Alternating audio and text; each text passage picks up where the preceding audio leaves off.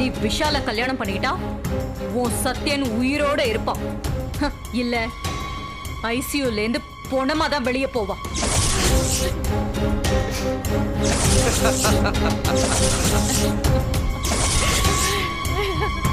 வீணா அந்த தையல்காரி பேச்சு கேட்டு சத்யன் சாவுக்கு நீயே காரணமாயிடாத.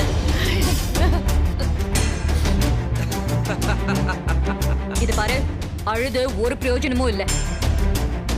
காதல் கை கூடலைனாலும் காதல நாம உயிரோட இருக்கணும்ல. யோசி. இது பாரு, விஷால் எதுக்கும் துணிஞ்சவன். கண்ணை காட்டினா போதும் சத்யன் கதை முடிஞ்சது. பாத்துக்கிட்டு இருக்கான், கொல்ல வெறியோட பாத்துக்கிட்டு இருக்கான். வேண்டாம், அவர் ஒண்ணு செஞ்சிடாதீங்க. நான் என்ன செய்யணும் சொல்லுங்க. Very simple. நீ விஷால கட்டிக்க ஒத்துக்கணும், அவ்வளவுதான். That's it.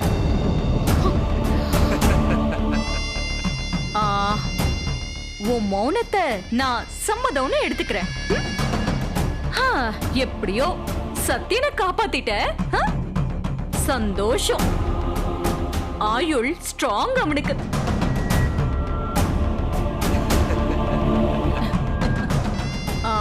ஆமா, அப்புறம் இன்னொரு முக்கியமான விஷயம், நாங்க இங்க வந்தது பேசினது இது எதுவுமே அந்த தையக்காரிக்கோ இல்ல ராமுக்கோ தெரியக்கூடாது. அப்படி தெரிஞ்ச அடுத்த நிமிஷம் சத்யனுக்கு சங்குதான். புரிஞ்சுதா?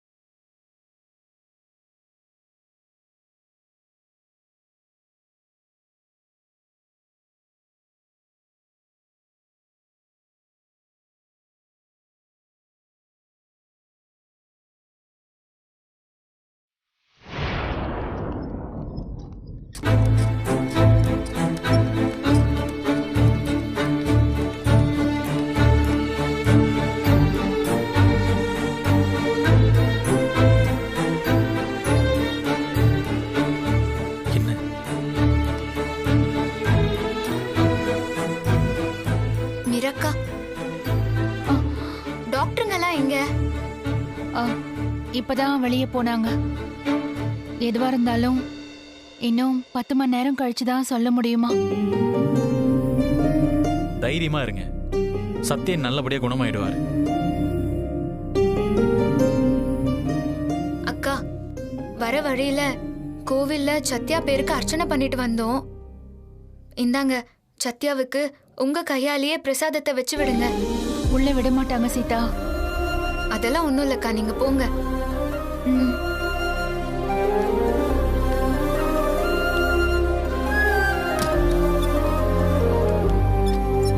மேடம், இங்கெல்லாம் வரக்கூடாது. என்னது இது?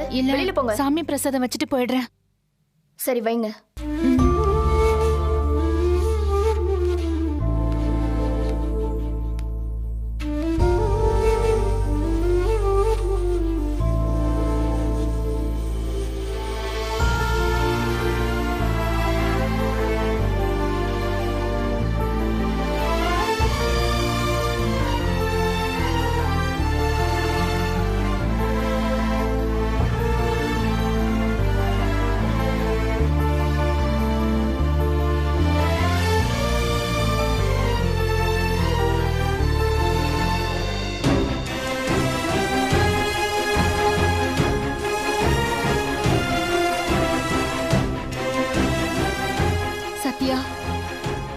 குங்குமத்தை நீங்க என்னத்தில வச்சு விடணும்னு தான் நான் இத்தனை நாளா காத்துட்டு இருந்தேன்.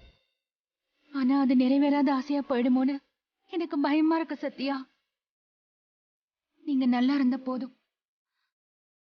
எனக்கு வேற எதுவுமே வேண்டாம். நீங்க நல்லா இருப்பீங்க.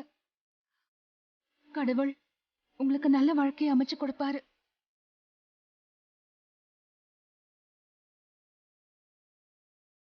நான் போறேன் சத்யா.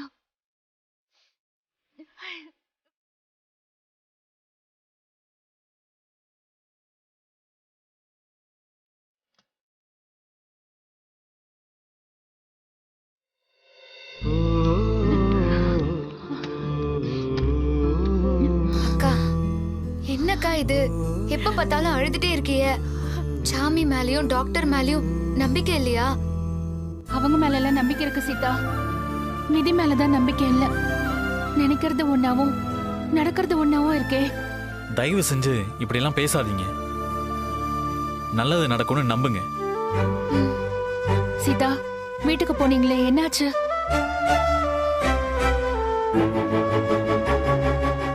நாம சந்தேகப்பட்டது உண்மையா? அவ்வளவு சீக்கிரத்துல ஒத்துக்குவாங்களா? ஆனா ஆக்சிடென்ட்டுக்கு காரணம் யாருன்னு சீக்கிரமே கண்டுபிடிப்போன்னு மிரட்டிட்டு தான் வந்திருக்கோம். பாஸ் எல்லாம் செம்ம கோவத்துல பேசிட்டாங்க. அது மட்டும் உண்மையா இருந்துச்சு. ட்ரக்ஸ் கடத்தல் கேஸ், மர்டர் அட்டெம்ப்ட் கேஸ்னு அவங்க கிரைம் ரேட் ஏறிக்கிட்டே போகும். அப்புறம் குடும்பமே ஜெயில கம்பி எண்ண வேண்டியதுதான். நீ விஷால கல்யாணம் பண்ணிட்டா உன் சத்யன் உயிரோட இருப்பான். இல்ல ஐசியூல இருந்து பொணமா தான் வெளியே போவான். என்னக்கா என்ன யோசிக்குதிய? ஒண்ணும் இல்ல சீதா. நான் ஏற்கனவே சொன்னதுதான். நீங்க எங்களை சேர்த்து வைக்கிறதுல முடிஞ்ச அளவுக்கு போராடிட்டீங்க. அதெல்லாம் போதும். என்னக்கா போதும்? ஆமா சீதா, எல்லாம் போதும். இனிமே கடவுள் விட்ட வழின்னு என்ன நடக்குதோ அதை வேடிக்கை பார்ப்போம்.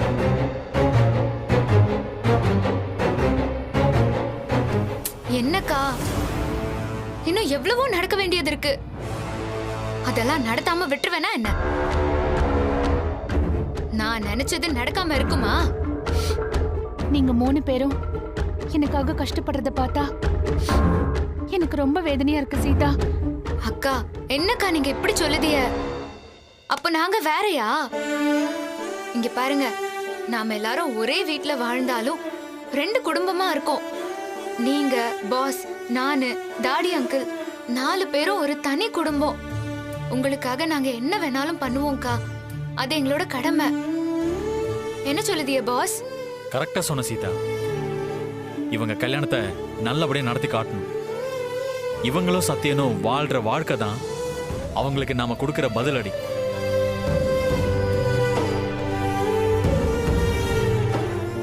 அக்கா இவ்ளோ தைரியம் சொல்லுதோம், இதுக்கப்புறமும் யோசிக்குதிய? எல்லாமே நல்லதாங்கா நடக்கும். நீங்க எதுக்கும் கவலைப்படாதீங்க.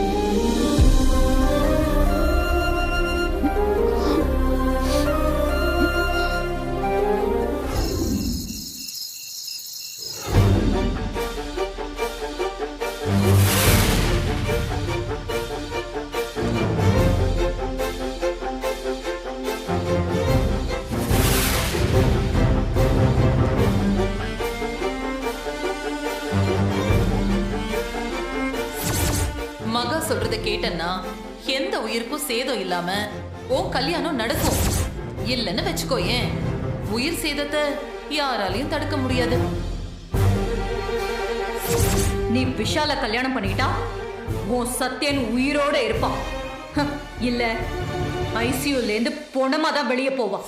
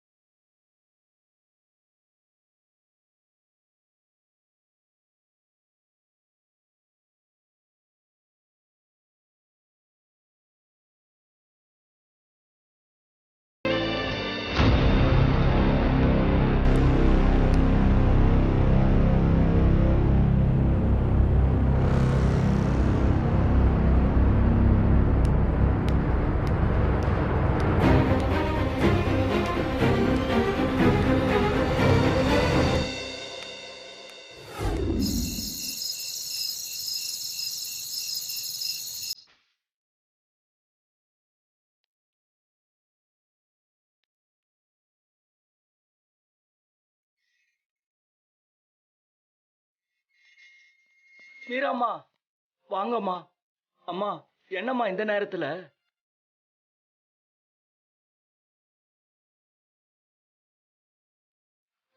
மகா வரா வரா, மீரா வரா.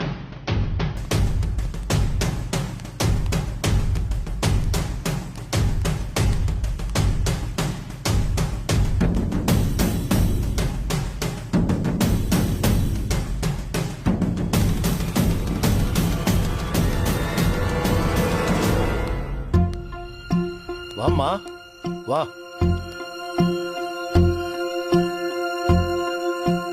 நீ மட்டும் தானே வந்த? ஆமா. நாங்க ஹாஸ்பிட்டலுக்கு வந்தது, பேசினது எதுவுமே அவளுக்கு தெரியாதுல்ல? அவளா? யாரு? வேற யாரு? உனக்கு நல்லது பண்ற மாதிரி நினைச்சு எங்களை பழி வாங்கறதுக்கு துடிக்கிறாள்ல அந்த தையக்காரி, அவளதான் சொன்னேன்.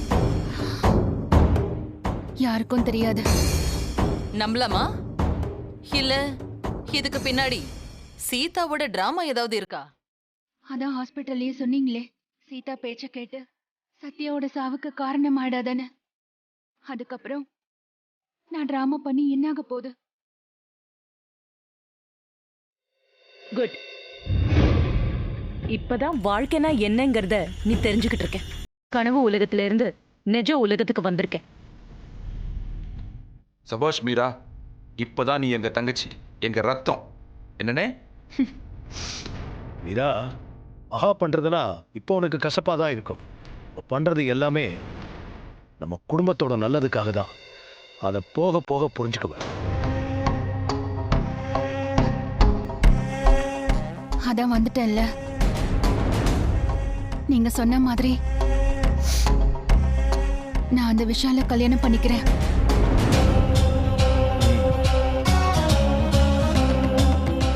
அதுக்கு முன்னாடி நீங்க 4 பேரும் எனக்கு ஒரு சத்தியம் பண்ணி தரணும்.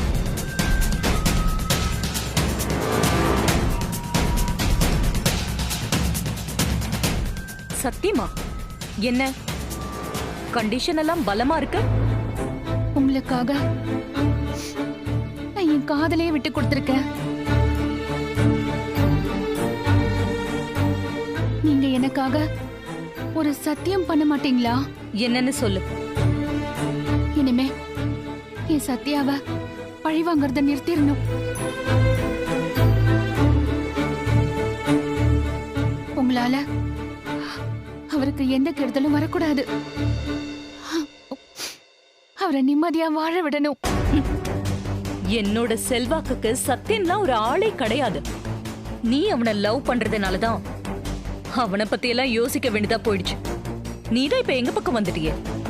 அவனை இப்ப யாரு கண்டுக்க போறா? நீ தைரியமா போ. எனக்கு சத்தியம் பண்ணுங்க.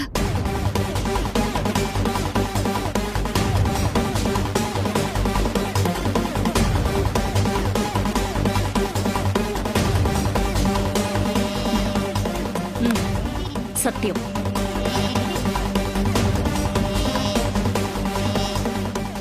சத்தியத்தை மீற மாட்டீங்கன்னு நம்புறேன். அதே மாதிரி கல்யாணத்துக்கு அப்புறம் சத்தியனை நீ கனவுல கூட நினைக்க மாட்டேன்னு நானும் நம்புறேன். அதான் சத்தியம் பண்ணியாச்சுல்ல, அப்புறம் என்ன அழுக? விஷால் ஐயரோட நம்ம வீட்டுக்கு வந்துட்டு இருக்கான். போய் சீக்கிரம் ரெடி ஆகு. சத்தியன் உனக்கு வாங்கி கொடுத்த அந்த முகூர்த்த புடவை இருக்குல்ல, கடைசி ஆசையா அதையே நீ கட்டிக்க.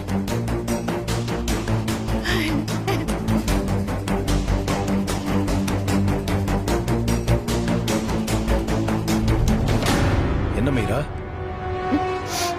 அடுத்த ஜென்மம் இருக்கான்னு எனக்கு நம்பிக்கை இல்ல. அப்படி ஒண்ணு இருந்தா நான் பொண்ணா பிறக்க கூடாது. அப்படியே பிறந்தாலும் அண்ணனுங்க இல்லாத வீட்டுல தான் பிறக்கணும்.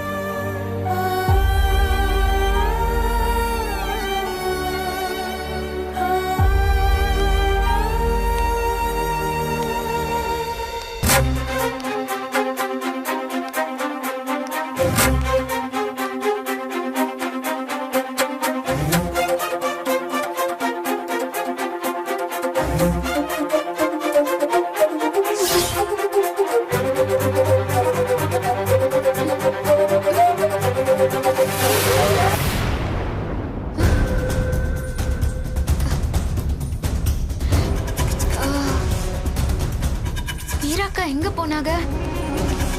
சத்யா கிட்டயும் இல்ல.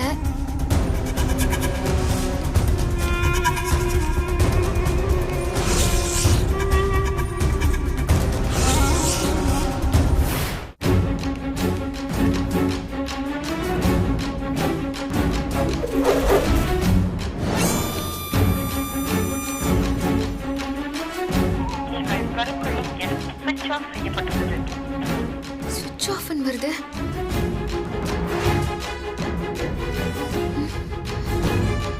பாஸ் எழுப்போம்.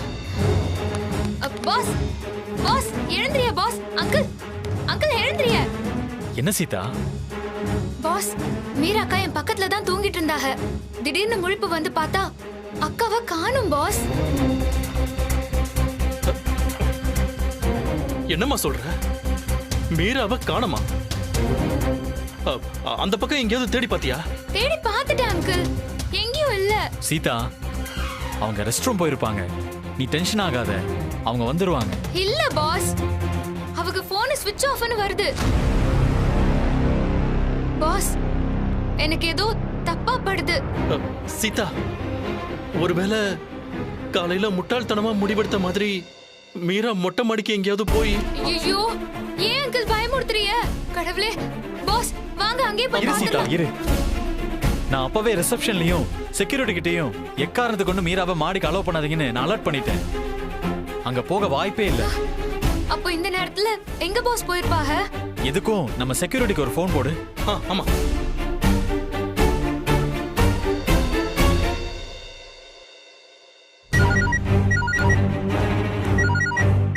என்ன இந்த நேரத்தில் சீதா அம்மா கால் பண்றாங்க? ஹலோ, சொல்லுங்கம்மா. அண்ணே, மீராக்கா வீட்டுக்கு வந்திருக்காங்களா? வந்தாங்கம்மா. நைட்டு ஒரு 12 மணி இருக்கும். அவங்க தனியாக தான் வந்தாங்கம்மா. இங்கே தாம்மா இருக்காங்க. ஏம்மா, அவங்க வந்தது உங்களுக்கு தெரியாதா? தெரியும்ண்ணே. வீட்டுக்கு ரீச் ஆயிட்டாங்களான்னு தெரிஞ்சுக்க தான் கேட்டேன். சரிண்ணே, நான் அப்ப வச்சிடுறேன். சரிங்கம்மா. அப்பாடா, இப்போதே நிம்மதியா இருக்கு பாஸ். மீராக்கா சேஃபா தான் இருக்காங்க. கொஞ்ச நேரத்துல நீயும் பதறி எங்களையும் டென்ஷன் ஆக்கிட்ட. Sorry boss. பாஸ், ஆனா அக்கா எதுக்கு நம்ம கிட்ட சொல்லாம வீட்டுக்கு போகணும்? ஏய், ட்ரெஸ் சேஞ்ச் பண்ண போயிருக்கலாம். இதெல்லாம் ஒரு கேள்வியா? பாஸ், இப்போ இருக்கிற மனநிலையில Dress எப்படி பாஸ் மாத்துவாங்க? நம்மலாம் மாத்திருக்கோமா? அவங்க வேற எதுக்காவது போயிருப்பாங்க பாஸ். எதுக்கு நம்ம தூக்கத்தை கெடுக்கணும்னு சொல்லாம போயிருக்கலாம்ல. சீதா, தப்பா எந்த முடிவும் எடுக்க மாட்டாங்க. எனக்கு அந்த நம்பிக்கை இருக்கு. நீ டென்ஷன் ஆகாம தூங்கு. விடிஞ்சதும் நம்ம வீட்டுக்கு போலாம்.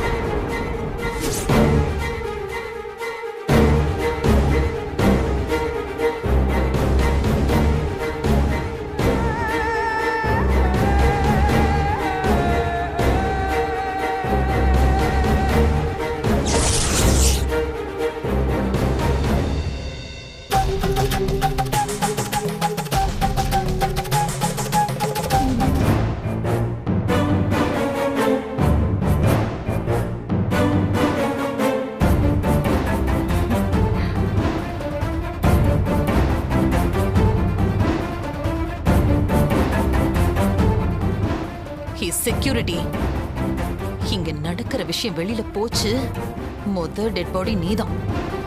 இது மகாவோட ஆர்டர், புரியுதா? சத்தியமா சொல்ல மாட்டோமா.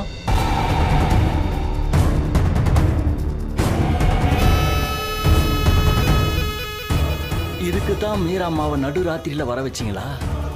தெய்வம்னு ஒண்ணு இருக்கு, அது பார்த்துக்கோ. இவரு ஹரிஹர சர்மா. ரொம்ப கைராசியான ஐயர். என் முன்னாடி கல்யாணத்தையும் இவருதான் நடத்தி வச்சாரு. நல்ல கைராசி தான். அப்ப மீரா போட்டோவையும் செவுத்துல மாட்டிடுவானுங்க போல.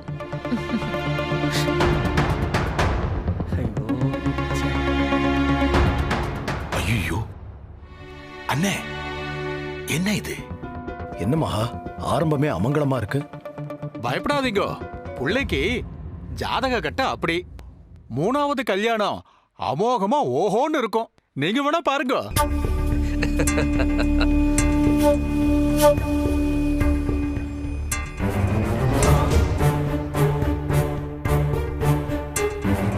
மீரா எங்க? ரெடி ஆயிட்டு இருக்கா. முகூர்த்த நேரம் எப்போன்னு சொன்னா கூட்டிட்டு வந்துருவோம். விடிகால 3 மணில இருந்து 5:30 மணி வரைக்கும் பிரம்ம முகூர்த்தம். சுப காரியத்துக்கு உகந்த நேரம். அந்த நேரத்திலேயே முகூர்த்தத்தை வச்சுக்கலாம். நீங்க போய் பொண்ணு அழைச்சுன்னு வந்துருங்க. ஏய், போய் பொண்ணு கூட்டிட்டு வாங்க, போங்க. சீக்கிரம் போங்க.